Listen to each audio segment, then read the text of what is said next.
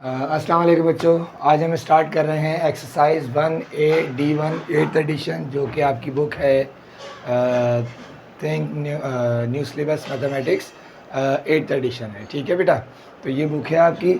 तो स्टार्ट करने से पहले ऑब्वियसली एक्सरसाइज स्टार्ट करने से पहले कुछ चीज़ें हम डिस्कस करेंगे जो कि बहुत इंपॉर्टेंट है, लाइक प्राइम नंबर और कंपोजिट नंबर के बारे में। आई नो कि आपको बड़ी डिटेल में पता होगा, लेकिन जस्ट एज अ रिव्यू लेंगे हम। ठीक है, प्राइम नंबर क्या होते हैं? प्राइम नंबर एक्चुअली उन नंबर्स को कहते हैं जो कि अपने अलावा सिर्फ 1 से डिवाइड होते हैं, यानी सिर्फ अपने आप से डिवाइड होंगे और 1 से डिवाइड होंगे। बेस्ट एग्जांपल है इसकी बेटा 2, 3, 5, 7। देखिए ये 10 के अंदर अंदर के प्राइम नंबर्स हैं।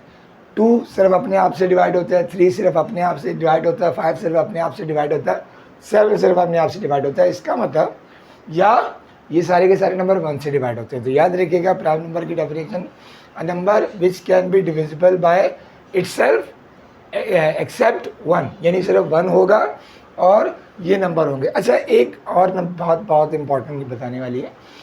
1 जो होता है ना, बच्चे आपसे पूछते हैं कि जी 1 का प्राइम नंबर है कंपोजिट नंबर है। एक्चुअली 1 ना तो प्राइम नंबर है ना कंपोजिट नंबर है, बट 1 के लिए हम एक चीज़ कहते हैं कि 1 is a fundamental factor of all the numbers.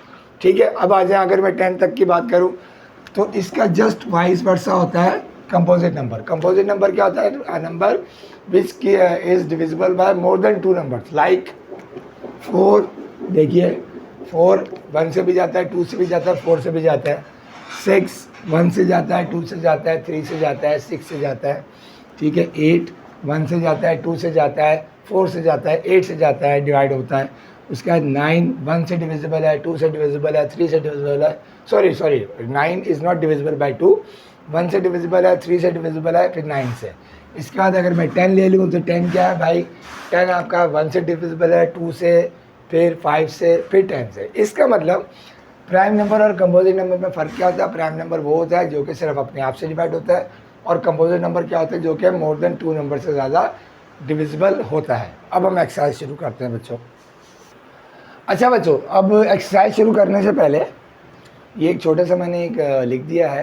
1 से लेके 100 तक जितने भी प्राइम नंबर्स हैं, लाइक 1 से लेके 10 तक 2, 3, 5, 7, 11 से लेके 20 तक 11, 13, 17, 19, 21 से 30 तक 23, 29, 31 से 40, 31 एंड 37 प्राइम नंबर है। 41 से 50 जो है 41, 43, 47 है।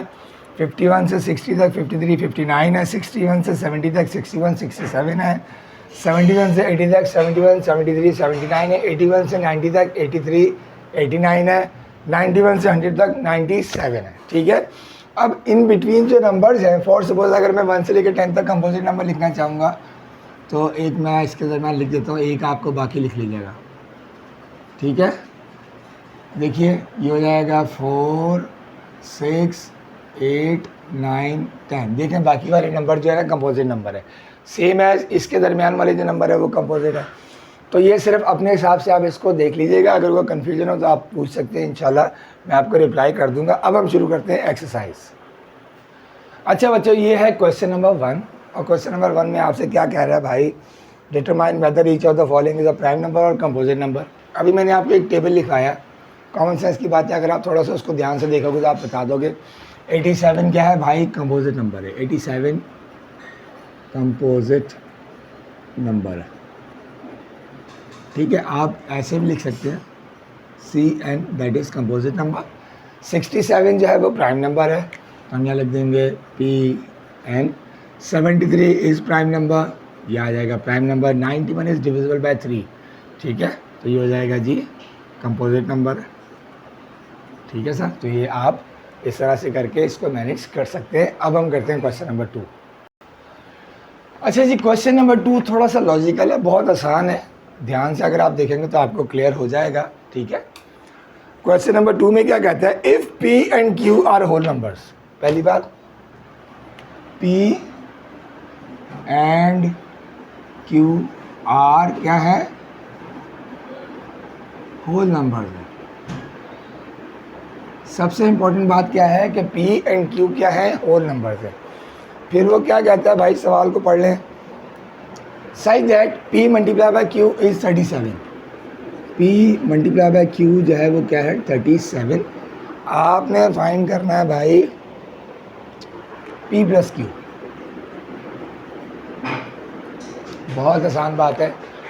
याद रखिएगा कि अगर इन दोनों की प्रोडक्ट जो है वो 37 है तो 37 क्या है कंपोजिट नंबर। अगर कोई ऐसी सिचुएशन आती है तो याद रखिएगा इन दोनों में एक फैक्टर जो होगा 1 होगा, क्योंकि 37 इज़ ऑल्सो प्राइम नंबर। तो अगर आप इसके फैक्टर निकालना चाहेंगे तो डेसिमल तो दे ही नहीं सकते, क्योंकि इन्होंने कह दिया है कि P और Q जो होल नंबर है। इसका मतलब ऐसी सिचुएशन में कभी ऐसा हो कि जो प्रोडक्ट की आपके पास आंसर आ रहा है वो प्राइम नंबर है, तो याद रखिएगा उसके लिए आपको 1 लेना पड़ेगा।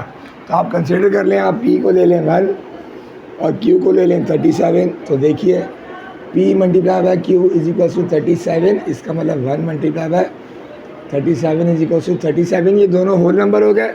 तो अब लिखें P plus Q 1 plus 37 is equal to 38। That is the answer. ठीक है बच्चों, बहुत आसान था। अब हम करते हैं क्वेश्चन नंबर 3। अच्छा जी, क्वेश्चन नंबर 3 देखें, ये भी बहुत आसान है।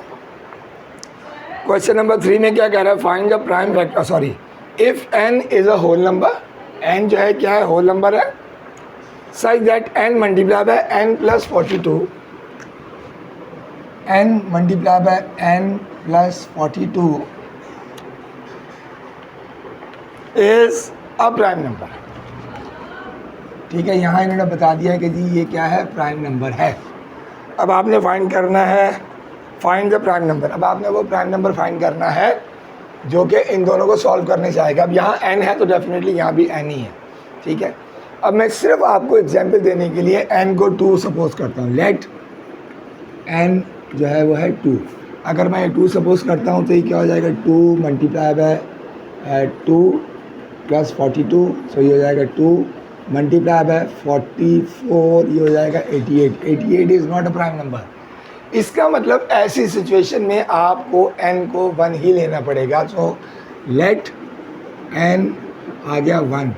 अब आ जाए इधर 1, सॉरी पहले लिख लो सवाल, n multiply by n plus 42, ये हो जाएगा जी 1 इंटू 1 प्लस 42, ये हो जाएगा जी 1 multiply bye 43, so that is 43 is the answer. इसके अलावा अगर कोई और नंबर लोगे तो वो नहीं आएगा। ठीक है जी। सो आपसे हम्बल रिक्वेस्ट है बेटा, चैनल को शेयर करें, सब्सक्राइब करें, लाइक करें, बेल आइकन ज़रूर दबाइएगा और वीडियो को पूरा देखिएगा ताकि आपको समझ में आ जाए। ये जाहिर सी बात है सिर्फ एग्जाम्पल के लिए दिया था, ये बीच में शामिल नहीं है। ठीक है, तो फिर आपसे मुलाकात होती है इंशाल्लाह नेक्स्ट वीडियो में। Thank you.